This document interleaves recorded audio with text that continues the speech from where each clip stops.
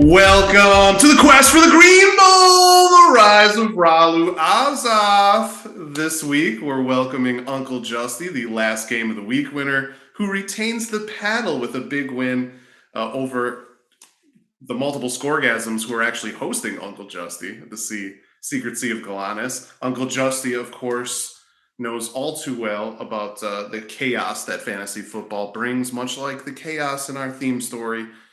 With the shadows wreaking havoc on all of our lives. How are you holding up, man? I know you're celebrating the win, but you did have some big injuries. I'm not worried about it. I picked up Malcolm Brown, so he's basically the same as Breece Hall or Jamar Chase, and gonna rock that. Got Isaiah McKenzie ready to roll, so my team's looking great.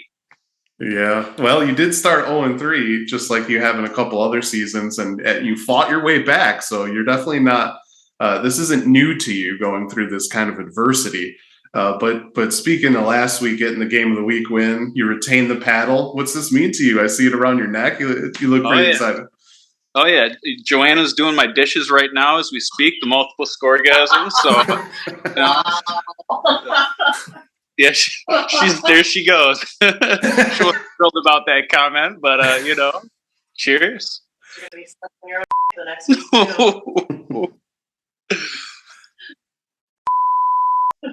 too. Okay. Some harsh words happening. I like it. Is it literally going to go beep? I could definitely do that. Okay. It'd probably make it more funny, I'll tell you that. I think it would. Man, well, I mean, it does get testy in this league, especially in our game of the week. So I think that proves it. But just talking about you were beginning to look like you're on that trajectory back. Now you have to deal with the injuries to Breece Hall and Jamar Chase, but tell the fantasy world how you stay positive through things like that, because obviously you're not the only one dealing with injuries. To be honest, our whole league is now dealing with crazy injuries, and they'll continue to pile up. So we just, you started 0-3 too. So how do you keep fighting? How do you keep going? Well, at first I broke stuff and I swore a lot, and then so it's it's this cycle of different emotions that you go through, and then I just I kind of realized what happened a little bit and toned it down. Then I cried for a while. Didn't get much sleep. Went and saw my therapist a couple times. Tried to trade Jamar Chase after I found out that he was going to be out for a while. An AR caught me on that one and great offer. But what are you gonna do? I mean, Isaiah McKenzie's ready to roll. I'm feeling good about my team. Alvin Kamara hasn't scored a touchdown yet, so I feel like it might be that time. And I got Tua, dropped Tim Brady, and away we go. Yeah, I mean, you did get that. It's a good trade to get. I was actually looking at Tua as well, and just I just felt like he was just another replacement for Kyler Murray. So I hope he does well for you, man. He's one concussion away from being another cast away from Uncle Justy's team here. Well, you are riding some momentum, of course, and you get a second game of the week in a row with how the schedules ended up working out, and you get to host this one as well. Home teams are 4-3 so far in these contests, so the home team seems to have an advantage. How you feeling? Obviously, it's a big one against risky business with those tiebreakers, and you're in that playoff race. How you feeling? I'm feeling great. Home field advantage with the water volcanoes. I mean, bring it. I mean, it's like Lambeau in mid-January. You gotta bring your A game if you want to take me down this time of year. Well, yeah, I'm expecting a good one, a good game of the week there, and I'm sure it's going to go down to a crazy play here or there. So we'll see what happens. Like always, I like to have fun on this show. So this week, I thought we could talk a little bit about some of these NFL trades that have happened, get your opinions on them for fantasy purposes, and do our fun quotes and all that as well. It's time for Day of the Dead line.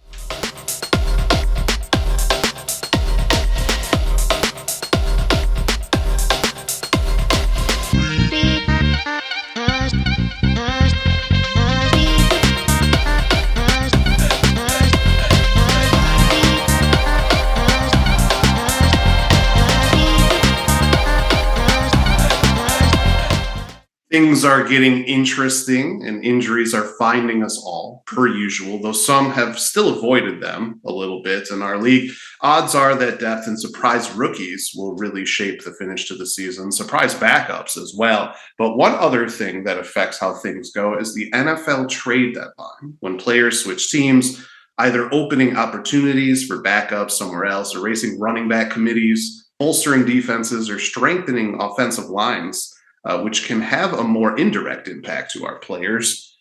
Trade deadline deals can be crazy. They can sometimes be quiet. We already have a wild year this year. There's been some crazy movement. So Uncle Justy, we're going to talk about 4 particular deals that I pulled out here. We're going to use some classic horror movie quotes for you to talk about these, especially since Halloween's coming up, one of the best holidays. So. All right. And I'll go through these again. So don't, if you forget them, I'll go through them as we go. But essentially, I want you to say, "It's alive" from Frankenstein. If you think the trade will be successful for the player that was traded. So it's alive. From The Fly, we have a quote, "Be afraid, be very afraid." And that's if you think the trade will be a bust. You're going to need a bigger boat. And that's from Jaws for people that don't know. If you think the trade will have multiple players end up being better because of it.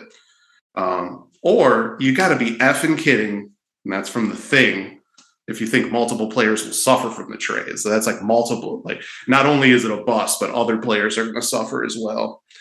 So, and you could use these more than once, and you could use up to 2 per one. So you could use multiple ones if you think it's kind of a mix of both.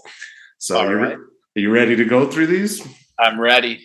All right. So, of course, I have to start with one of the craziest trades, Christian McCaffrey being traded to the 49ers from the Panthers. It's alive! Free Christian McCaffrey, finally. Get him to a team that knows how to run the ball and knows how to run the ball well, and that is the San Francisco 49ers.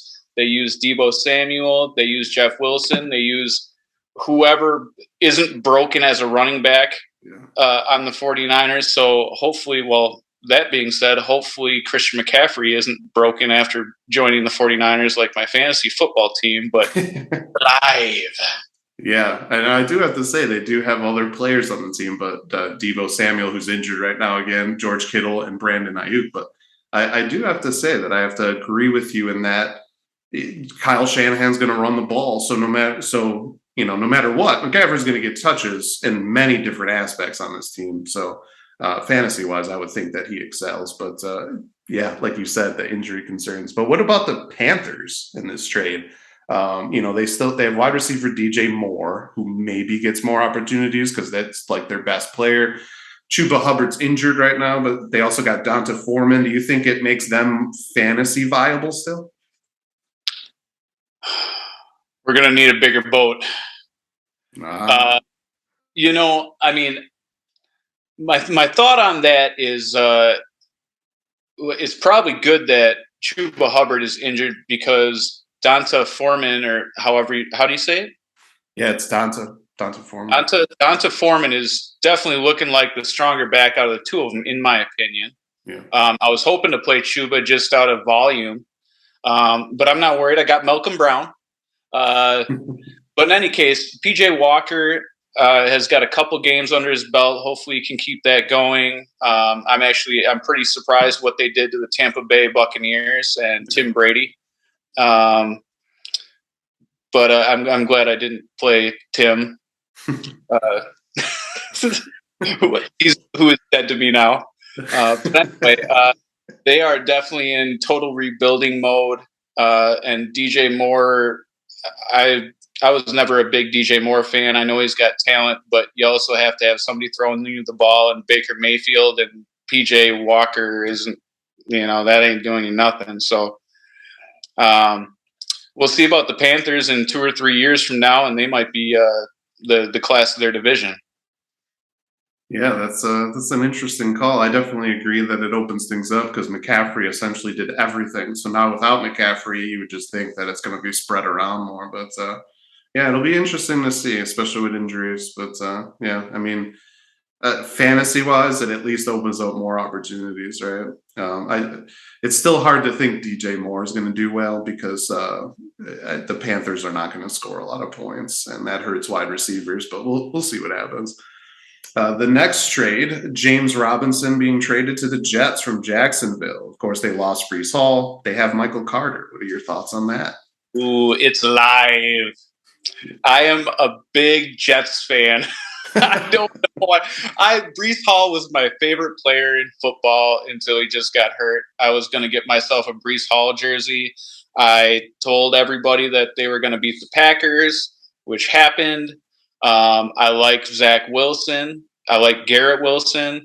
And I think James Robinson is awesome. And he was just absolutely handcuffed by Travis Etienne on the Jaguars. And they're giving him more and more carries. So free James Robinson. That man is the real deal, coming back from a real significant injury. Yeah. And, his physical therapist needs to get paid too. Yeah, that's an interesting one. I almost think that it could hurt the Jets in that, Michael Carter showed that he was viable last year. I would say it's actually going to hurt both of them. I think it's going to be a committee between Carter and Robinson in the end. I would say you got to be effing kidding for this one, but that's just me. Like, I trust your take, and that's what we'll go with. But what about the Jaguars? You talking about Travis Etienne? Do you think this helps him even more? Oh, I mean, he's a bell cow now. I don't know who their backup running back is even. Yeah, I don't think anybody knows. Like they don't really have one. But Trevor Lawrence isn't bad, and they got a decent squad. So I mean, Etienne his stock definitely went up huge. I just don't think, as far as the Jets go, I just don't think they have the faith in Michael Carter to give him a workload or that, because I ended up drafting him and Breece Hall. And I played Michael Carter for a couple weeks, and the scale just seemed to tip in Breece Hall's favor. Yeah. And I think it's going to be the same thing eventually that's going to happen with James Robinson. The cream's just going to rise to the top, in my opinion. Yeah, I mean, that's a good call. That's a good call too, is that Michael Carter is probably going to get the opportunity early while James Robinson gets up to speed with the playbook and everything. But if he doesn't do anything, then he's going to lose his opportunity. So I think these next 2 weeks will be interesting to see. And yes, Travis Etienne, it's alive. Like, come on. Like, yes, sir. I mean, he got his first touchdown. I expect many, many more. Let's go to a trade that actually impacts you. Defensive end Robert Quinn getting traded from the Bears to the Eagles. Get more pass rush for that already very solid defense. What are your thoughts on this defense here? I mean, that defense was alive already, but it's alive now. I mean, that's a Super Bowl contending defense. That's something that's going to rival the Bills. And in an arms race like it is this year, you got less than a handful of teams that can win the championship, in my opinion. Yeah. You got the Eagles, you got the Bills, possibly the Chiefs. They're definitely no slouch. They're right up there with them as well. But defense wins championships, and you add to that artillery right there. I like it. I like it. Yeah, it's that defense is scary. It's kind of funny when you picked him up. I also put in a claim that you had more losses than I did, so you won the claim. Because I saw that too. It's funny though. Going into the year, I had no idea they were going to be that good. They were ranked low too, so it was hard to know. You got the jump. I mean, after that one game they had, they looked scary. And then, I mean, we don't even need to talk about the Bears. I mean, you got to be effing kidding me with that. Like, is that even fair? Yeah. Yeah. Yep. Absolutely. You got to be effing kidding me. I mean, that's the what just a crap team. I'm glad I'm not a Bear fan. I mean, it's just there. But then again, I'm a Packer fan, so I don't know. I'm kind of riding that wave too. Yeah, yeah, you're dealing with the lack of ayahuasca for Aaron. I think he needs more ayahuasca. Yeah. He's align his chi a little bit. So the last trade, it just happened yesterday, I believe. The Giants traded Kadarius Toney, who was supposed to be one of their new stars, to the Chiefs. So he gets Mahomes thrown to him now. Obviously, they have a lot of targets, though. So what do you think about the Toney trade?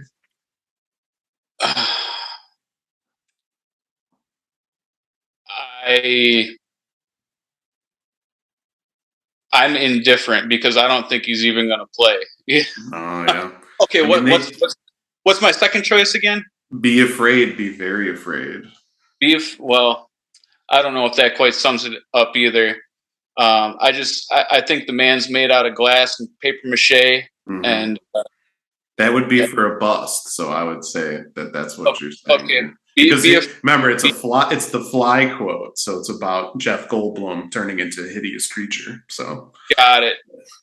Well, I saw a meme of Willy Wonka in the Chocolate Factory, how he's walking up with a cane, and then all of a sudden he looks like he's going to fall, and then he like barrel rolls, and then he's like, "Hey guys, I'm here." And so maybe that's Kadarius Toney. He just didn't want to the Giants. Like, oh wait, I'm all better, guys. Like, hey, winning cures a whole lot of different things, and getting out of New York Giants territory definitely does as well. Even though they have a winning record currently, but yeah. Well, I mean, what do you think about the Giants on this? They got rid of someone that, again, supposedly was supposed to be a good target. They got other people. They got Slayton, Wande Robinson, Saquon Barkley. Obviously, he's a beast. But do you think what do you think this does for them? I mean, the Giants are a one-man wrecking crew, and it's Saquon Barkley, and it's their defense this year is actually really decent as well. Yeah. And I think there's a smoke show and mirrors right now, though, and it's just a matter of time. Yeah. I think it's just a matter of time until they're back to 500. Yeah, I agree. And it's one of those things where I would say it's a tough one to say. It's alive for Saquon Barkley, but that's always been, I would say maybe you got to be effing kidding me with everybody else, because I think they're going to be up and down, but we'll see. I mean, like you said, it's Barkley and it's the defense, and they're going to have low scoring games. And you're going to be maybe bye-week replacements for some of those guys. I don't know. We'll see what happens. But yeah, I mean, as you can see, a lot of trades. And the trade deadline, by the way, is coming up on November 1st. So I'm sure we'll have some more things going on. If there's one trade that you would like to see happen that would help fantasy football purposes, what would it be? In a real life trade that will help fantasy purposes, or yes, real life NFL trade that will help a fantasy player have a better chance of being a breakout. Ooh. There's been some interesting talks, including Alvin Kamara, by the way. Ooh, I have not heard any Alvin Kamara news. Yeah. I don't want that to happen, because then he's a bust for a couple weeks for me. Probably. Yeah. Geez, the Jets need a number one receiver. I told you I'm a Jets fan, so yeah. Why don't we go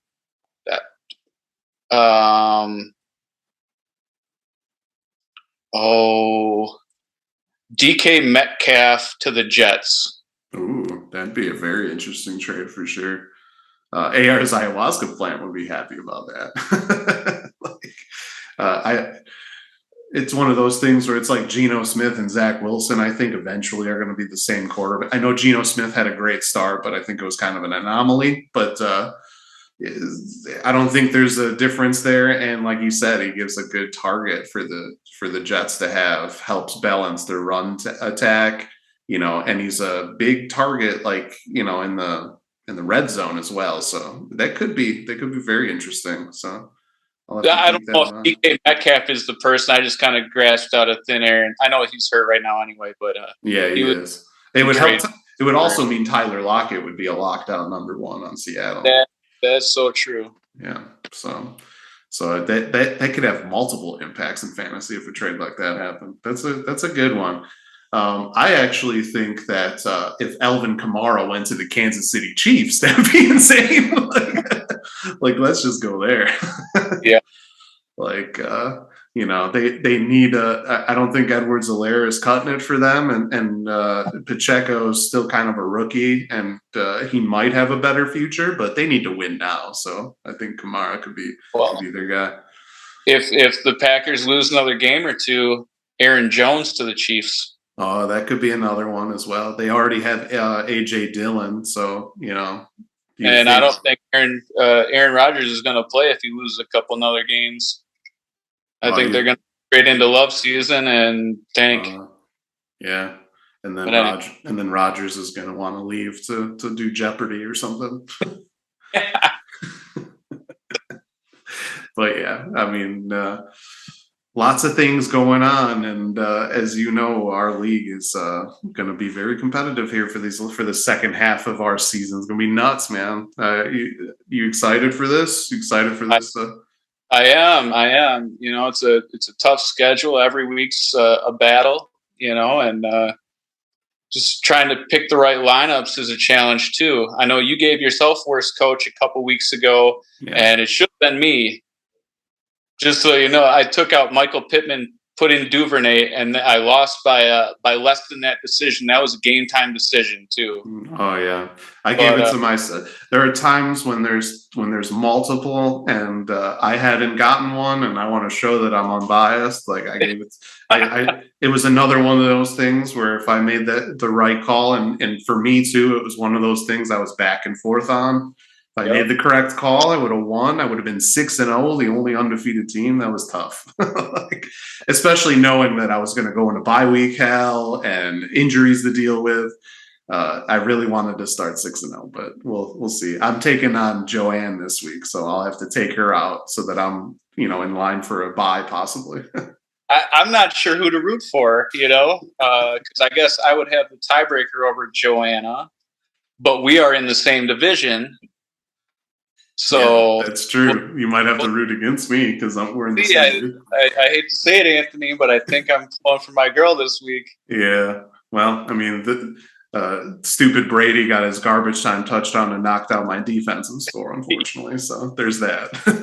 It already hasn't started great. It's not bad, but it's not great. She was happy about that.